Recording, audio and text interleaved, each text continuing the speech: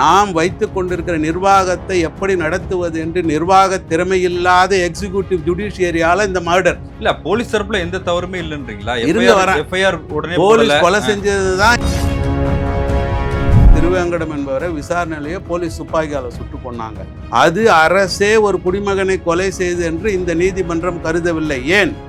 நியாயமா அவர் அடிக்கிற வீடியோ வெளியே வந்து இப்போ இவருக்கு மட்டும்தான் அடிச்சது வீடியோ வந்தது, கோர்ட் விசாரிக்குமா? விக்னேஷ் செத்தது கோர்ட் விசாரிக்காதா? போஸ்ட்மார்ட்டம்ல தானே சார் உண்மை என்னன்னு தெரியுது. கட்டாயமா அப்ப ஏதோ ஒன்று மறைக்கப்பட்டிருக்குல்ல. என்ன மறைக்கப்பட்டிருக்கு? போலீஸ்காரர் அடிச்சு கொலை செய்தார்கள் அப்படிங்கிறது எப்படி மறைக்கப்பட்டதுன்னு சொல்லுங்க. சஸ்பெண்ட் ஆனதுலேருந்து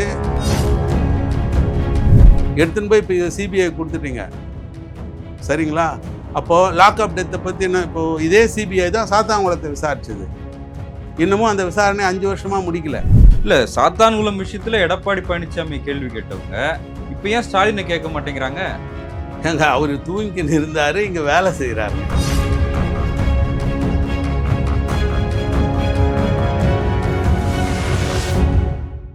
சவுத் பீட் அன்பு உறவுகளுக்கு வணக்கம். நான் ஃபெலிக்ஸ் என்பவொலி. இந்த நேர்காணலில் நாம் சந்திக்கிறப்போர் வழக்கறிஞர் இளங்கோவன் அவர்கள்.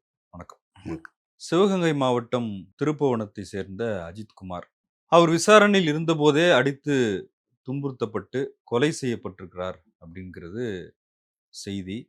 நீதிமன்றமே வந்து இது அரசு செய்த கொலை, ஒரு குடிமகனை அரசு கொலை செய்திருக்கிறது, இதுக்கு அரசு பொறுப்பேற்கணும் அப்படின்னு ரொம்ப கொந்தளிப்போட நீதிபதிகள் பேசியிருந்தாங்க. முதலமைச்சர் நேற்று அந்த குடும்பத்தினர்கிட்ட பேசினாரு. நேரில் வர முடியாததுக்கு ரொம்ப சாரி, நான் என்ன செய்யணுமோ அதை செய்வேன், நீங்கள் கவலைப்படாதீங்க அப்படின்னு அவங்களுக்கான ஆறுதலை சொன்னார்.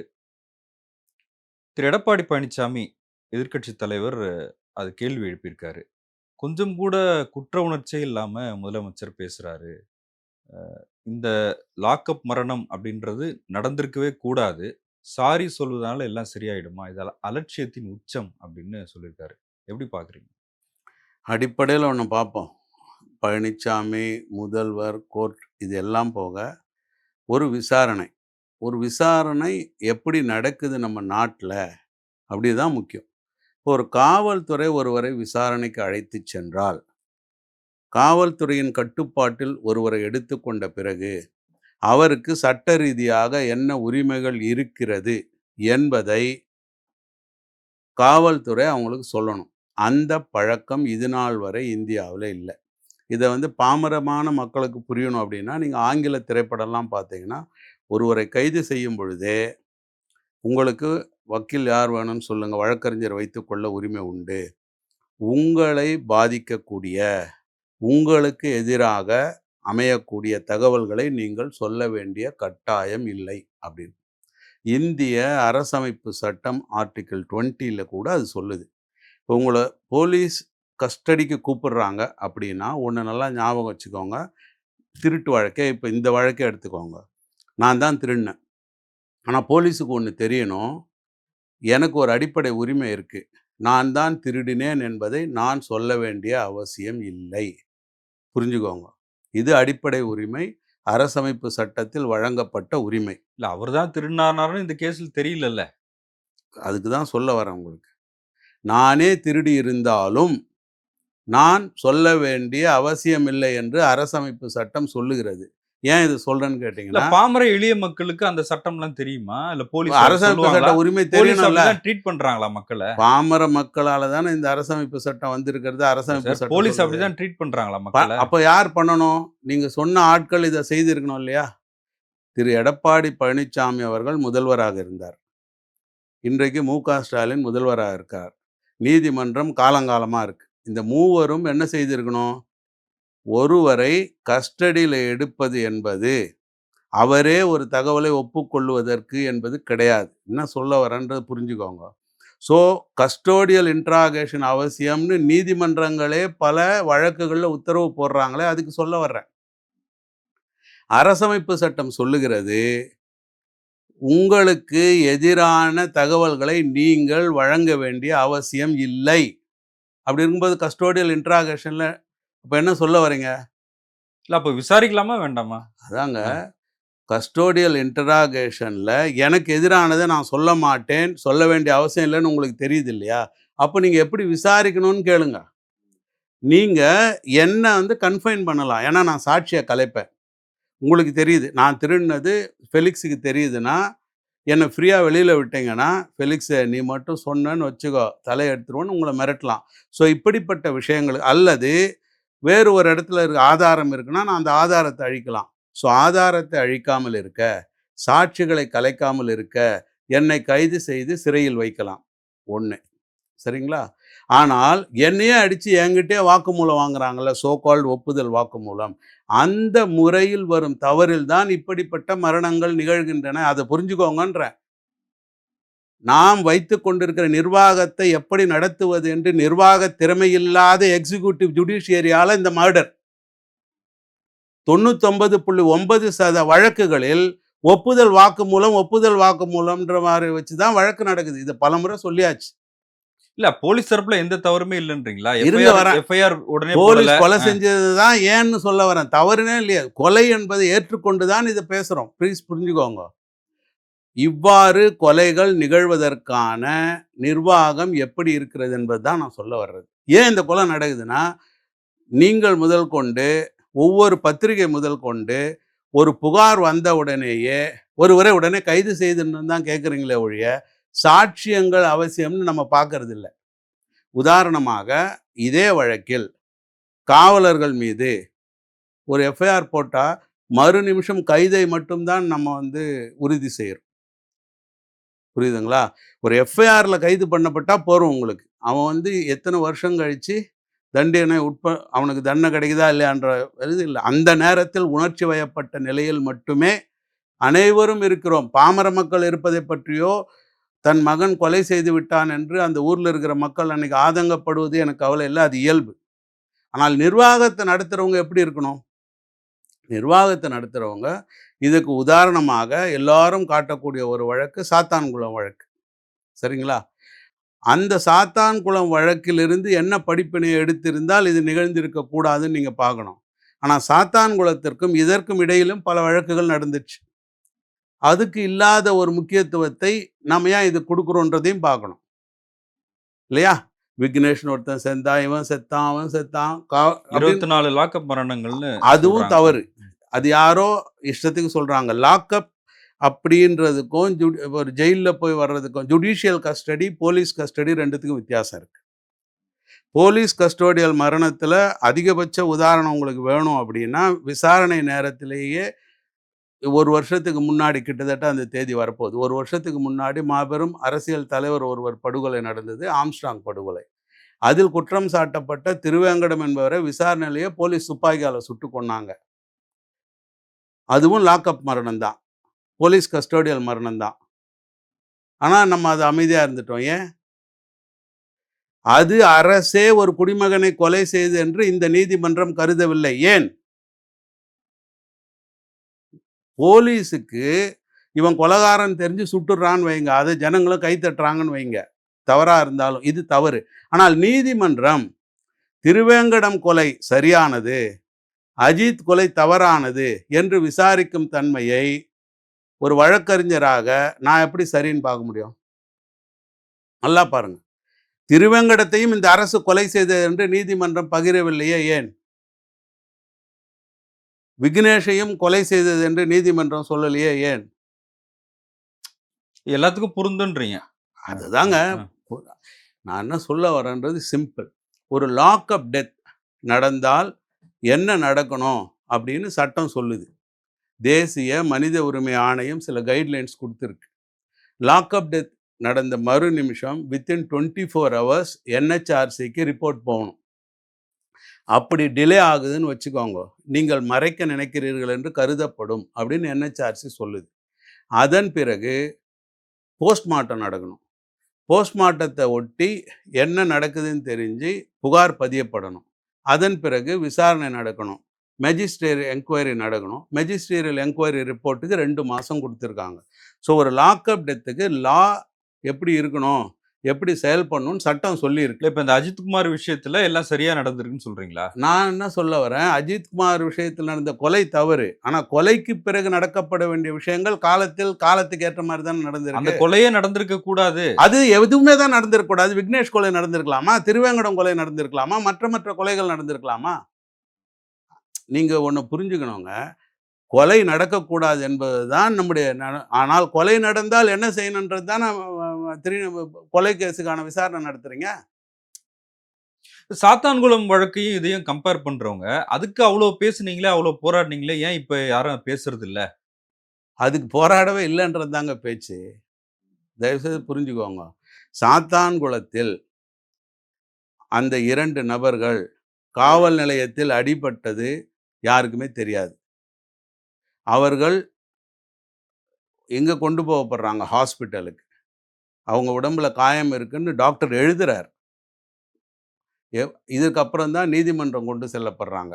ஆனா நீதிமன்றத்தில் அவர்கள் உடலில் காயம் இருந்ததா என்று விசாரித்து, அவர்கள் ஆமா எங்க உடம்புல இங்க பாருங்க காயம், அங்க பாருங்க காயம்ன்னு சொன்னது ரெக்கார்டு இல்ல. ம்.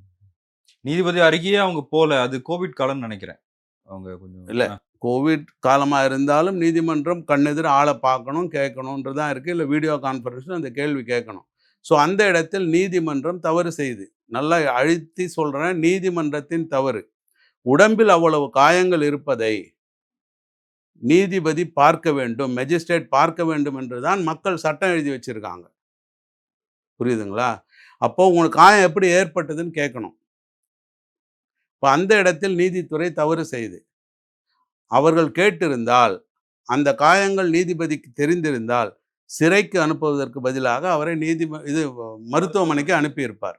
மருத்துவமனையில் உடனடி மருத்துவ சிகிச்சை கிடைக்கும் பட்சத்தில் அவர்கள் உயிர் பிழைத்திருக்கலாம்.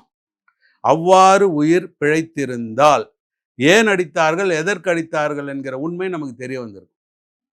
அப்படி இல்ல. அதன் பிறகு சிறைக்கு போறாங்க. சிறையில இருக்கிற சிறை காவலர்களும் அவங்கள உள்ள எடுக்கும் பொழுதே உடல் காயங்கள எழுதுறாங்க. அதன் பிறகு 3 நாள் கழிச்சு அவங்க இறக்குறாங்க. இறந்த பிறகு தான் தகவல் வெளியில் வருகிறது. புரியுதுங்களா? இப்போ அதே மாதிரி இந்த வழக்கு எடுத்தீங்கன்னா, இப்ப அஜித்த கூப்பிட்டு போறாங்க, அடிக்கிறாங்க, இறக்குறாங்கன்னா, அடுத்த நிமிஷம் தகவல் வெளியில வந்துட்டது. இது மேஜிஸ்ட்ரேட் கிட்ட போல, ரிமாண்ட் ஆகல, எதுவுமே இல்ல. அதற்கு அடுத்த எவ்வளவு மணி நேரம்? ஒரு 4 மணி நேரம், 5 மணி நேரத்துக்குள்ள 5 போலீஸ்காரோ, 6 போலீஸ்காரையோ சஸ்பெண்ட் பண்றாங்க. ரைட். இப்போ உங்க காவல்ல வந்த கா ஒரு நபர் இறந்து விட்டார். அதுக்கு நீங்க பொறுப்பேத்துக்கணும். உங்க கடமை தவறி இருக்கிறீங்க. இடைக்காலமாக கொஞ்சம் வெளியில இருங்க. நான் விசாரிக்கணும்னு சொல்றாங்க. மெஜிஸ்டீரியல் என்கொயரிக்கு ஆர்டர் பண்றாங்க. இப்ப மேஜிஸ்ட்ரேட் விசாரிக்கிறார். போஸ்ட்மார்ட்டம் நடக்குது. போஸ்ட்மார்ட்டம் ரிப்போர்ட்டுக்கும் 5 காவலர்கள் எப்படியா செத்தான் அப்படின்னு கேட்கும்போது, அவங்க ஒரு பொய் சொல்றாங்க. நடந்தது வலிப்பு வந்து இறந்தாருன்னு சொல்றாங்க. அப்போ வலிப்பு நோய்க்கும் போஸ்ட்மார்ட்டம் ரிப்போர்ட்டுக்கும் மாறுபட்டு இருக்கு. ஆமா. அப்போ இவருக்கு உடம்புல இவ்வளவு காயம் வந்து 18 இடங்கள்ல காயம் இருக்கு, ரத்த காயம் அப்போ இருக்கு. உங்களுடைய பொறுப்பில் ஒரு நபர் வந்த பின், அவர் உடலில் ஏற்பட்ட காயங்கள் அதற்கு நீங்கள் தான் பொறுப்பு. நான் பொறுப்பில்லை என்பதை நீங்க தான் வந்து பண்ணணும். ஓனஸ் அதாவது அந்த அந்த பர்டன் ஆஃப் ப்ரூஃப்ன்னு சொல்லுவோம் இல்லைங்களா? நிரூபிக்கிறது வந்து உங்களுக்கு ஷிஃப்ட் ஆகி போகுது. போலீஸ்காரங்க மேல ஷிஃப்ட் ஆயிடுது. நாங்க அடிக்கல, எங்களால அந்த காயம் வரல, நீ நிரூபிச்சுக்கோ. ஆனா நீ தான் பண்ணன்னு சட்டம் ஒண்ணு. ஸோ அப்ப அந்த மரணத்திற்கு நீங்கள் காரணம்னு எஃப்ஐஆர் போடுறாங்க, கைது பண்றாங்க. இது வந்து procedure. It happened within time. இப்போ என்னுடைய கேள்வி, ஒரு சட்டம், ஒரு நடைமுறை, ஒரு நிகழ்வு இப்படி நடக்க வேண்டும் என்று கிரிமினல் ப்ரொசீஜர் கோடும், இந்திய தண்டனை சட்டம் இருக்கக்கூடிய ஒரு நாட்டுல, அதன்படியே நடந்து கொண்டு வரும்பொழுது, இந்த ஒரு வழக்கிற்காக சிறப்பாக நீதிமன்றம் எடுத்துக்கொள்வதும், அரசாங்கமும் அதுக்கு துணை போவது மாரி, நாங்கள் நடந்த நிகழ்ச்சி ஒரு கிரைம். எந்த கிரைம் நடந்தாலும் எப்படி இன்வெஸ்டிகேட் பண்ணணுமோ, எப்படி புலன் விசாரணை செய்யணுமோ, அப்படி இதற்கும் செய்கிறோம் என்ற பதிலை சொல்லாமல், நீங்க எங்க சொல்றீங்களோ அந்த விசாரணைக்கு நாங்க அனுப்புறோம். அப்படின்னு சொல்றதுக்கு என்ன காரணம்? இல்ல சிபிஐக்கு கேட்குறாங்க. ஏன் அனுப்புறீங்க? சிபிஐ என்ன யோக்கியம்னு நீங்க நினைக்கிறீங்க? சிபிஐ மட்டும் எப்படி கண்டுபிடிச்சிரும்னு நினைக்கிறீங்க? இதுவரைக்கும் சங்கர் சுப்பு மகனுடைய வழக்க கண்டுபிடிச்சு சொல்லிட்டாங்களா? ஜவஹர்லால் நேரு யுனிவர்சிட்டியில மாணவன் ஒருத்தன் காணாம போனான், கண்டே முடிக்கலன்னு எதுக்கு சொல்ல வரேன்னா, சென்ட்ரல் பியூரோ ஆஃப் இன்வெஸ்டிகேஷன் மட்டும் அரசியல் சார்பற்றது, அப்பழுக்கற்றது என்ற உணர்வை ஏன் நீதிமன்றங்கள் நமக்கு தர்றாங்கன்னு என்னுடைய கேள்வி. இல்ல இங்க எதிர்க்கட்சிகள் கேக்குறாங்க சார். மாநில அரசு மேல நம்பிக்கை இல்ல. எதிர்க்கட்சிலாம் எனக்கு பிரச்சனை சிபிசிஐடி இல்லைங்க. வேணாம். நீதிமன்றத்தை நான் கேட்குறேங்க. நீங்களும் ஸ்டாலினும் எதையா சண்டை போட்டுங்க ரோட்ல. I don't care. நான் என்ன கேட்குறேன்னு புரிஞ்சுக்கோங்க. தமிழ்நாட்டில் உள்ள காவல்துறை பக்கசார்பானது. ஆனால் ஒன்றிய அரசின் கட்டுப்பாட்டில் உள்ள காவல்துறை பக்கசார்பற்றது என்பதை யார் சொன்னாங்க? ஏன் நீதிமன்றங்கள் இதை மனசில் நிறுத்துறாங்கன்னு கேட்குறேன். இல்ல உண்மைகளை மறைக்க வாய்ப்பு இருக்கு. மறைக்க கூடாது. அவங்க அப்படிலாம் மறைக்க நீதிமன்றமும் மாட்டாங்கன்னு உங்களுக்கு சொல்லுதுல்ல. யார் சொன்னாங்கன்னு கேட்குறேன். ஏன் இவங்க மறைக்கணும்? Why should they? எனக்கு ஒன்றும் புரியல. வை ஷுட் ஏங்க சார் இப்ப போஸ்ட்மார்ட்டம்ல தானே சார் உண்மை என்னன்னு தெரியுது. கட்டாயமா அப்ப அப்படிதான். ஏதோ ஒண்ணு மறைக்கப்பட்டிருக்குல்ல. என்ன மறைக்கப்பட்டிருக்கு? போலீஸ்காரர் அடிச்சு கொலை செய்தார்கள் அப்படிங்கிறது எப்படி மறைக்கப்பட்டதுன்னு சொல்லுங்க. சஸ்பெண்ட் ஆனதுலேருந்து அடுத்தடுத்த நடவடிக்கை தானே செய்கிறாங்க. என்ன மறைக்கப்பட்டிருக்குன்றீங்க? சட்டத்தின்படி காவல் போலீஸ் ஸ்டேட்மெண்ட் வேறையா இருக்குல்ல. அப்படிதான் சார் இருக்கும். அதனால தானே சட்டத்தை அப்படி வச்சிருக்காங்க. ஓ ஐயா நான் கூப்பிட்டு வந்தேன், அடித்தேன், செத்துட்டான் அப்படின்னு வந்து இன்ஸ்பெக்டர் கிட்ட தன்னைத்தான் புகார் கொடுப்பாங்க நீங்கள் எதிர்பார்க்குறீங்களா? எந்த ஒரு நிர்வாக அமைப்பிலாவது சொல்லுங்க. எனவே தான் என்ஹெச்ஆர்சி முதல் கொண்டு இந்த லாக் வைக்கிறாங்க. சரி, இப்போ இந்த போலீஸ் என்ன உடனே ஒட்டுமொத்த போலீஸுமே அந்த கான்ஸ்டபிள் ரேஞ்சுக்கு தான் இருப்பாங்கன்னு உங்களுடைய நிர்வாக அறிவா? இப்போ இந்த மாதிரி அடிக்கக்கூடாது அப்படின்னு இருக்கு. 3rd டிகிரி ட்ரீட்மெண்ட் கூடாதுன்னு இருக்கு. சரிங்களா? அந்த 3rd டிகிரி ட்ரீட்மெண்ட்டு பழக்க தோஷத்தில் ஒருத்தர் செய்திருந்தாலோ அல்லது ஒரு அதிகாரி சொல்லி செய்திருந்தாலோ இந்த ரிசல்ட் வருதுன்னு இப்போ தெரியுது. இப்போ அதை தானே நம்ம கவனிக்கணும். நீ அடிச்சு கொண்டுட்டனா நாம் என்ன செய்யணும்னா why such deaths are happening? இப்போ நானா இருந்தேன்னா உங்களுக்கு என்ன கேட்குறேன்னா give me a report.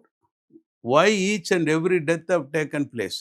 இது வரைக்கும் அதிலிருந்து காவல்துறை கற்றுக்கொண்ட பாடம் என்ன? இது மாதிரி நடக்காமல் இருக்கிறதுக்கு அப்படிங்கிறது தான் நம்ம பார்ப்போம். இதை எடுத்துன்னு போய் சிபிஐ கொடுத்தோன்னா நம்ம அடுத்த கேஸை பார்க்க போனால் எப்படி நிர்வாகம் சரியாகும்?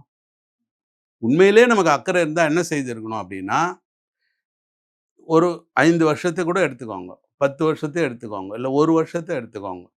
why such deaths are happening? லாக்அப்பில் ஏன் ஒருத்தன் சாவறான்? மூச்சு வரலையா? தண்ணி சரியில்லையா? என்ன காரணம்? அது என்ன போலீஸ் கூப்பிட்டு போனாலே ஒருத்தன் செத்துடுறான். அப்போ போலீஸ் மேலே அவ்வளோ பயமா? ஒரு போலீஸ்ன்னு வந்த உடனே அவன் ஹார்ட் பம்ப் ஆகுதா? இதெல்லாம் நியாயமா? அவர் அடிக்கிற வீடியோ வெளியே வந்திருக்கு சார். அடிக்கிறாங்கன்னு தெரியுங்க. நான் கேட்கறது கோர்ட் விசாரிக்கிற தன்மையை. இப்போ இவருக்கு மட்டும்தான் அடிச்சது வீடியோ வந்தது, கோர்ட் விசாரிக்குமா? விக்னேஷ் செத்தது கோர்ட் விசாரிக்காதா? அது லாக்அப் டெத் இல்லையா? நான் சொல்றது உங்களுக்கு விளங்குதா இல்லையா? நிர்வாக சீரமைப்புக்கு தான் நம்முடைய விசாரணை இருக்கணும். பப்ளிசிட்டி ஸ்டண்ட்டுக்கு இருக்கக்கூடாது. சமூக வலைதளத்தில் ஒன்று ஃபேமஸ் ஆகிட்டா அதில் நானும் இருக்கிறேன், பேப்பரில் பேர் வரன்றதுக்கல்ல விசாரணை. விசாரணை எடுத்துன்னு போய் இப்போ சிபிஐ கொடுத்துட்டீங்க, சரிங்களா? அப்போது லாக்அப் டெத்தை பற்றி என்ன? இப்போது இதே சிபிஐ தான் சாத்தாங்குளத்தை விசாரிச்சது. இன்னமும் அந்த விசாரணை 5 வருஷமாக முடிக்கல. அவங்களுக்கு ஜாமீனும் கொடுக்கல. எத்தனை காவலர்கள் சார் கைது செய்யப்பட்டாங்க? 10 பேர். 10 பேர். 10 பேரும் ஜெயிலில் தான் இருக்காங்க. ஆமாம். அதில் ஒருத்தர் செத்தே போயிட்டார். புரியுதுங்களா? நான் என்ன சொல்ல வரேன்னா, சாத்தாங்குளம் கேஸை சிபிஐ தான் விசாரிச்சது. லாக்அப் டெத்துக்கு என்ன உங்களுக்கு இது கொடுத்தாங்களா? ஏன் நடக்குது? எப்படி நடக்குது? எப்படி ரிஃபார்ம் இருக்கணும்னு கற்றுக்கிட்டீங்களா? அப்படி ஒரு நாடு முழுக்க இது போன்று நடப்பதை எவ்வாறு டீல் பண்ணணும்னு சொல்லி தான் என்ஹெச்ஆர்சி கைட்லைன்ஸ் கொடுத்துருக்கு. நேஷ்னல் ஹியூமன் ரைட்ஸ் கமிஷன் ஒரு எக்ஸிக்யூட்டிவோட அங்கம், அதாவது நிர்வாகத்தோட அங்கம். அதாவது நாமே சீர்திருத்தி கொள்கிற இயக்கம். நீங்கள் சொல்கிறீங்கல்ல போலீஸை நான் நம்பலை அப்படின்னு. அப்போது என் போலீஸை நீங்கள் நம்பலைன்னா ஹியூமன் ரைட்ஸ் கமிஷன் ஒன்று இருக்குது. அது போலீஸையே சீர் செய்யக்கூடிய ஒரு அமைப்பு. அது நீதித்துறையோட அமைப்பு இல்லை, நிர்வாகத்துறையோட அமைப்பு. Self disciplining mechanism. நம்ம தவிர நாமே கேட்கணும்னு சொல்லிட்டு. அப்போது அந்த என்ஹெச்ஆர்சி கைட்லைன் படி இது இருக்கா இல்லையான்னு கூட நீதிமன்றம் விசாரிக்கல. நான் கேட்குற ஒரு கேள்வி, ஒரு சில வழக்குகளுக்கு மட்டுமான முக்கியத்துவத்தை கொடுப்பது ஏன்? இப்போ நம்ம வந்து இன்னொன்று கேட்குறேன். மெஜிஸ்டேரியல் என்கொயரி சட்டப்படி இருக்குது. மேஜிஸ்ட்ரேட் என்கொயரி பண்ணுறாரு. அதில் என்ன தவறு கண்டது நீதிமன்றம் மாவட்ட நீதிபதி அனுப்புகிறாங்க? இதுதான் தயவுசெய்து இங்கே புரிஞ்சுங்க. இங்கே தான் தவறு நடக்குது. மேலே இருக்கிறவங்க சரியானவங்க, கீழே இருக்கிறவங்க தப்பானவங்க. மெஜிஸ்ட்ரேட் போய் பார்வையிடுறாரு, அந்த ஏங்க இடத்துக்கே போறாருல்ல, அவர் அவர் ரிப்போர்ட் ரிப்போர்ட் கொடுக்குறாரு. அந்த ரிப்போர்ட்ல என்ன, அப்புறம் எதுக்கு இன்னொரு ரிப்போர்ட்? இல்ல நீதிமன்றம் பல விஷயங்களை கண்டிக்கிறாங்க. அடுத்த கட்டமா நீ மேஜிஸ்ட்ரேட் என்ன கண்டிச்சிங்க சொல்லுங்க. ஏன் அவர் ரிப்போர்ட்ல என்ன தவறு பார்த்தீர்கள்? எனக்கு தெரியணுங்க. I respect a magistrate. அவர் எனக்கு நீதித்துறை, அவருக்குன்னு ஒரு சட்ட அங்கீகாரம் அவர் கரெக்டாக பண்ணுறாருன்னு இருக்கு. அப்போ அந்த மேஜிஸ்ட்ரேட்டை நீங்கள் நம்பலைன்னா எஸ்பி கான்ஸ்டபிளை நம்பாத மாதிரிலாம் இருக்கு. இதுதாங்க அதிகார துஷ்பிரயோகம். இதையா நீங்கள் புரிஞ்சுக்க மாட்டேங்கிறீங்க? இதுதான் கான்ஸ்டபிளுக்கு நடக்கிற தவறு. கீழே இருக்கிறவன் தப்பு பண்ணுவான், மேலே இருக்கிறவன் கரெக்டாக இருப்பான். இது ஏன் இப்படி இருக்குன்னு நான் கேட்குறேன். அந்தந்த இடத்தில் அவரவர் சட்டப்படி இயங்குவதற்கு நிர்வாகத்தை சரி பண்ணுங்க. ஒரு கான்ஸ்டபிள் இருக்காருன்னா அவர் ரோலுக்கு அவர் இருக்கணும். இதெல்லாம் ஏன் நடக்குது தெரியுங்களா ஃபெலிக்ஸ்? 1967ன்னு நினைக்கிறேன், இந்தியா ஒரு சட்டம் போடுது. அது என்னன்னா, போலீஸ்ல வேலைக்கு வந்தவுடன் அவங்க எந்த ஒரு சங்கத்திலும் உறுப்பினராக இருக்கக்கூடாதுன்னு சொல்லிட்டு. சரிங்களா? உங்களை மாதிரி பத்திரிகையாளர்கள் வரிசையாக எழுதிடுறீங்க. சும்மா எப்படி கான்ஸ்டபிள் அடிப்பான்? மேலேருந்து ஒருத்தர் சொல்லியிருப்பாரு. ஸோ உங்கள் மைண்டில் இப்படி ஒன்று வருது. மேலேருந்து ஒருத்தர் சொன்னால் கீழே இருக்கிறவன் செஞ்சே ஆகணும்னு. அப்படியா சட்டம் இருக்குது? அப்படி இருந்தால் தப்பு தானே? இல்ல சார், அந்த கைது செய்யப்பட்ட காவல்துறை அதிகாரிகள் இருக்காங்கல்ல, அவங்க மனைவிகள் போராட்டம் பண்றாங்க. அவங்க சொல்றது என்னன்னா, மேல இருக்கிறவங்க சொல்றதால தான் இவங்க செய்றாங்க. அவங்க இவங்க மட்டும் எப்படி சொல்லலைனாலும் நீங்கள் அதுதானே சொல்கிறீங்க. நீங்கள் அதுதானே சொல்கிறீங்க. சும்மா அடிச்சிருக்க மாட்டாங்க, யாரோ சொன்னா. அப்போது அந்த காவலர்களுக்கு ஒரு சுதந்திரம் இல்லை என்பதை ஏற்றுக்கிறீங்களா, மறுக்கிறீங்களா?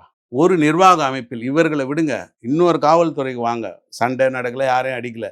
பட் அங்கே இருக்கிற ஒரு கடமையான ஒரு எஸ்ஐ இருக்காருன்னா, நீங்கள் கொடுத்த புகாரை இருப்பது மாதிரி எழுதுவதற்கு அவருக்கு உரிமை இல்லை. மேலேருந்து ஒருத்தர் வந்தால் நீ செய்யாதனா அவர் இல்ல நிறுத்திடுறாரு. மேல இருந்து ஒருத்தர் அவர் குடும்பத்தினரையோ இல்ல மகனையோ மகளையோ அப்படி செய்ய சொன்னா செஞ்சிருவாங்களான்னு கேள்வி எழுப்புறாங்க. அந்த கதைக்கு அப்புறம் வரல. நிர்வாகத்துக்கு வாங்க. நீங்கள் இந்த சென்டிமெண்ட் கொஸ்டின் வேறு. அது நீங்கள் ஒரு மாதிரி கேட்பீங்க, நான் ஒரு மாதிரி கேட்பேன். அது அல்ல. நான் நிர்வாகத்துக்கு வாங்க. நிர்வாகத்தில் மேலதிகாரி சொன்னால் தட்டி கழிக்க அல்லது என்னால் இயலாது என்று சொல்லக்கூடிய நிலைமையில் காவல்துறை, நீதித்துறையே வச்சு இல்லைன்னு நான் வருத்தப்படுறேன். நீங்கள் காவல்துறைக்கு போகிறீங்க. எதனால் மெஜிஸ்டீரியல் என்கொயரியை தவறு என்று மாவட்ட நீதிபதிக்கு கொடுத்தாங்க இந்த வழக்கில் நான் கேள்வி கேட்குறேன். அந்த மேஜிஸ்ட்ரேட் என்ன தப்பு பண்ணார்? அவர் ஒரு நீதித்துறையோட அங்கம். அவர் தன் கடமையை செய்து கொண்டு இருக்கிறார். 2 months இருக்குது மெஜிஸ்டீரியல் என்கொயரி ரிப்போர்ட் வர, NHRC கைட்லைன் படி. அப்போ எதுக்கு உடனே மாற்றினீங்க? இந்த வழக்கு இருங்க, உடனே சட்டத்தில் இல்லை சார். மெஜிஸ்டீரியல் என்கொயரின்னு இருக்குது. நீங்கள் தப்பாதீங்க, தப்பிச்சு போக பார்க்காதீங்க. மக்களுக்கு இது போய் சேரட்டும். சட்டம் மேஜிஸ்ட்ரேட் என்கொயர் பண்ணணும்னு இருக்குது. ஆனால் ஒரு உயர் நீதிமன்றம் நீ போ அப்படின்னு மாவட்ட நீதிபதியை அனுப்புது. நான் ஏங்க போகணும்னு கேட்கறதுக்கு மாவட்ட நீதிபதிக்கு அதிகாரம் இல்லையே. மெஜிஸ்டீரியல் என்கொயரி ஆஸ் பர் லா. இல்ல அந்த வழக்கோட முக்கியத்துவம்னு ஒன்று இருக்குல்ல. இது யார் டிசைட் பண்ணுறது? லா டிசைட் பண்ணுறதா நீங்கள் டிசைட் பண்ணுவீங்களா? அங்கே தான் வரேன். இப்போ இந்த முக்கியத்துவம் என்பதை டிசைட் பண்ணுற ஒரு தனிநபர்கிட்ட கொடுக்கணும் தான் நான் சட்டத்தை எழுதி வச்சிருக்கேன்னா? நான் சட்டத்தை அவ்வாறு எழுதியிருக்கிறேனா? முக்கியத்துவத்தை நீங்கள் முடிவு பண்ணுங்கன்ட்டு. ஏன் விக்னேஷ் உயிர் உங்களுக்கு முக்கியமாக தெரில? சட்டம் எல்லாருக்கும் சமம் தான்.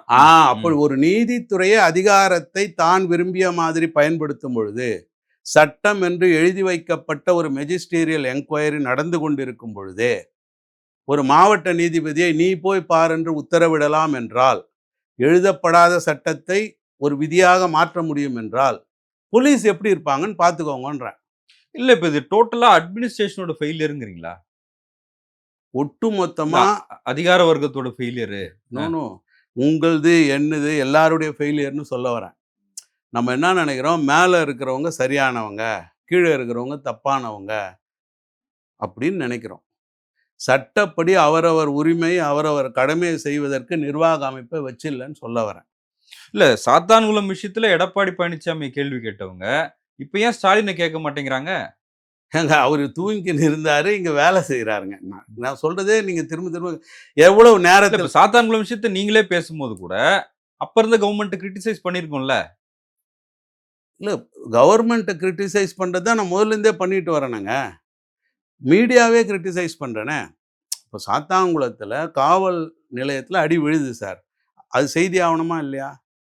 அந்த வழக்கை நீங்கள் படிக்க நேர்ந்தால் அந்த காவல் நிலையத்தில் அந்த நேரத்தில் அடிபட்டவர்கள் சார்பாக வழக்கறிஞரே இருந்ததாக விசாரணையிற்கு சாட்சி ஏறி சொல்கிறாங்க நீதிமன்றத்தில். அவர் மீது நான் தவறு சொல்கிறேன்.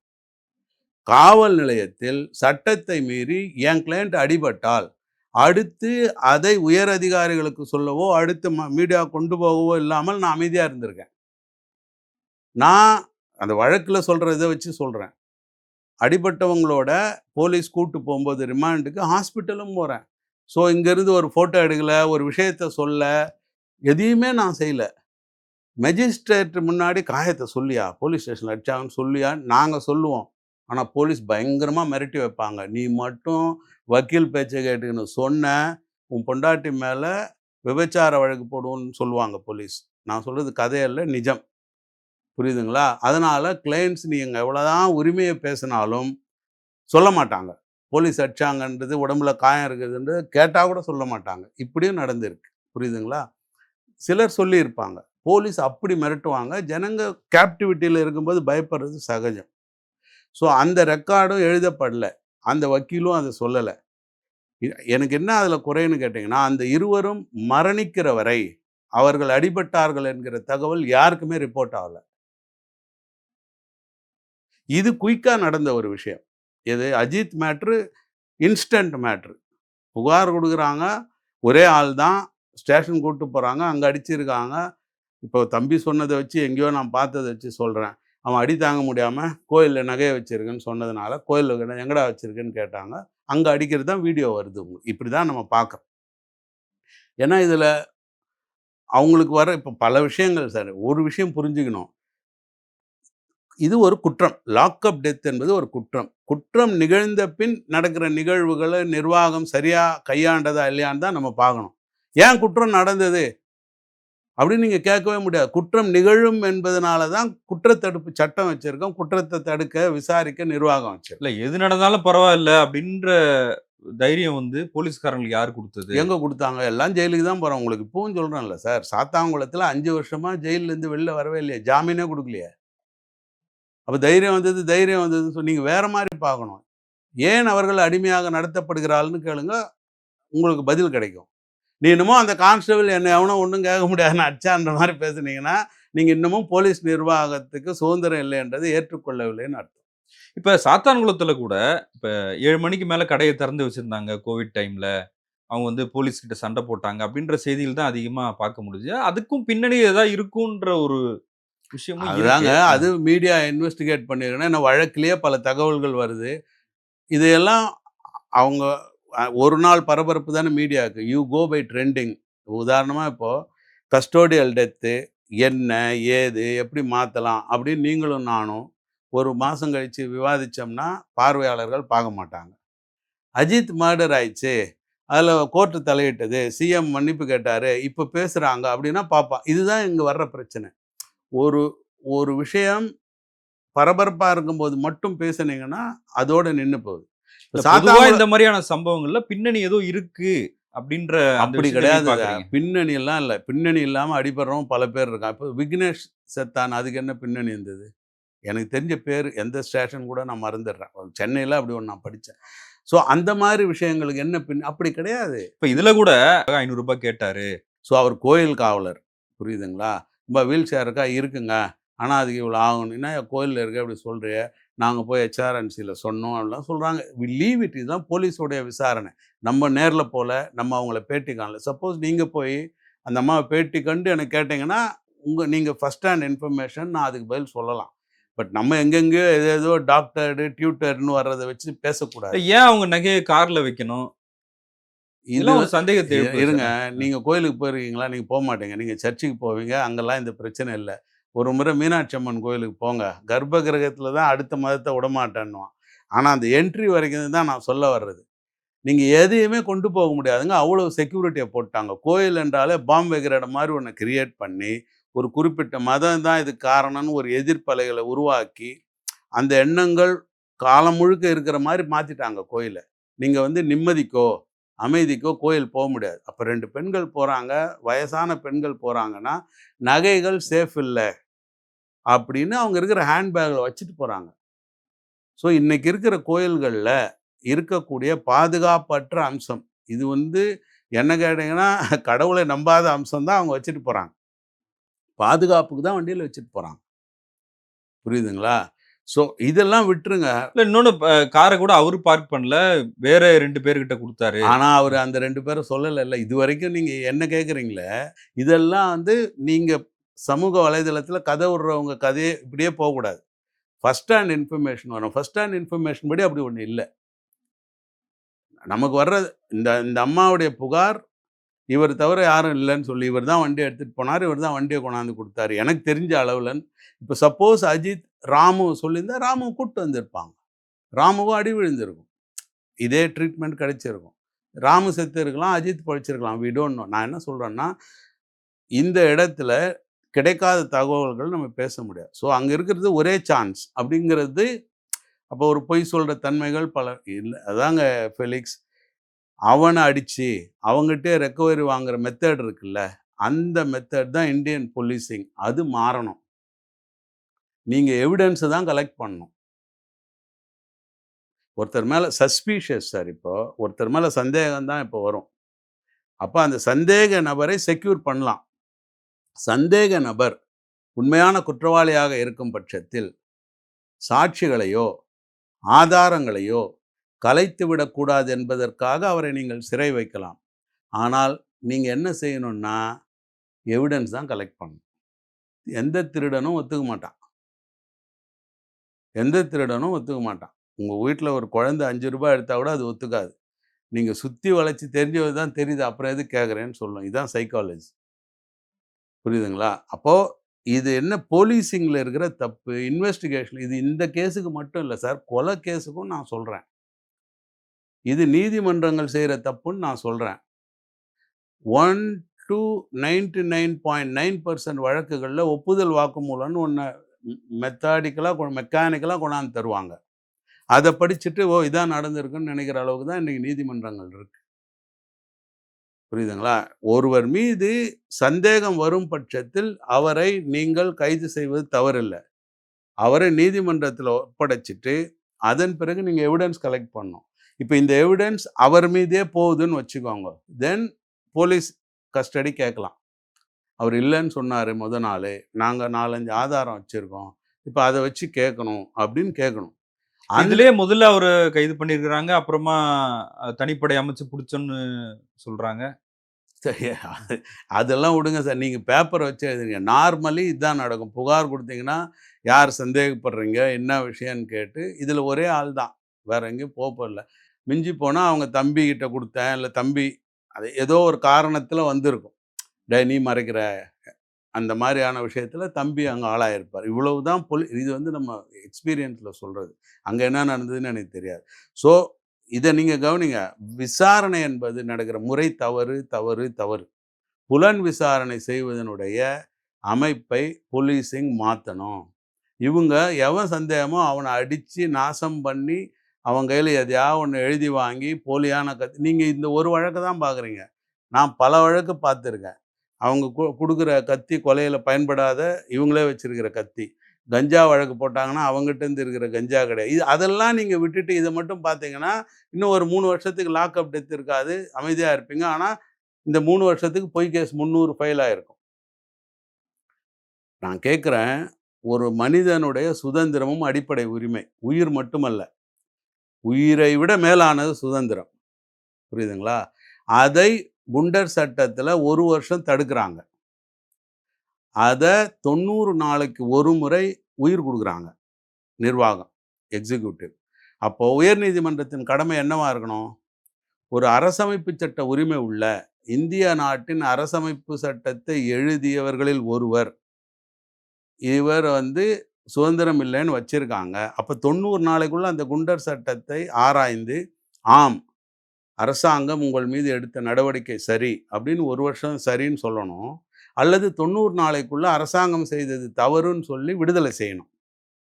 அது செய்றாங்களா நீதிமன்றம்? நீங்க சும்மா போலீஸ் அடிச்சிட்டா மட்டும் வரீங்களேங்க சட்டத்துக்கு. உரிமைகள் மறுக்கப்படுகிற நீதிமன்றத்தை கேட்குற அளவு தைரியம் ஒரு மீடியாவுக்கும் இல்லை, ஒரு அரசியல்வாதிக்கும் இல்லையா? அரசியல்வாதிக்கு இருக்காது. ஏன்னா டெய்லி கேஸுக்கு போகிறான், மந்திரியிலேருந்து சிஎம் வரைக்கும். புரியுதா உங்களுக்கு?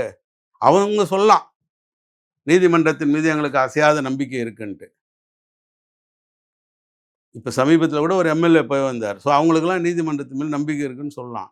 ஆனால் நம்ம பார்க்கக்கூடிய சாதாரண மனுஷனுக்கான ஒரு கேள்வியை நம் நாட்டு மீடியாக்கள் ஏன் கேட்க மாட்டீங்கன்னு கேட்குறேன். குண்டர் சட்டம் என்பது ஒருவருடைய அடிப்படை உரிமையை ஓராண்டு விசாரணையின்றி தடுக்கலான்னு இருக்கு. ஆனால் அதே சட்டம் 3 மாதங்களுக்கு ஒரு முறை இது தேவையா என்று எக்ஸிக்யூட்டிவே ரிவ்யூ பண்ணலான் இருக்கு. இப்போ நான் ஹைகோர்ட் ஜட்ஜ், சரிங்களா? நான் 4வது மாதம் அதை விசாரணைக்கு எடுக்கிறேன்னு வைங்க. என்னுடைய ப்ரிசம்ஷன் என்ன? அவன் இருப்பான் அப்படின்னு நான் விசாரிக்கிறது. 90 நாளுக்குள்ள அவனை அனுப்பிச்சிட்டு இருந்தா இப்போ என்னுடைய எக்ஸசைஸ் வேஸ்ட் இல்லை, என்கிட்ட முறையிட்டது வீண் இல்லை.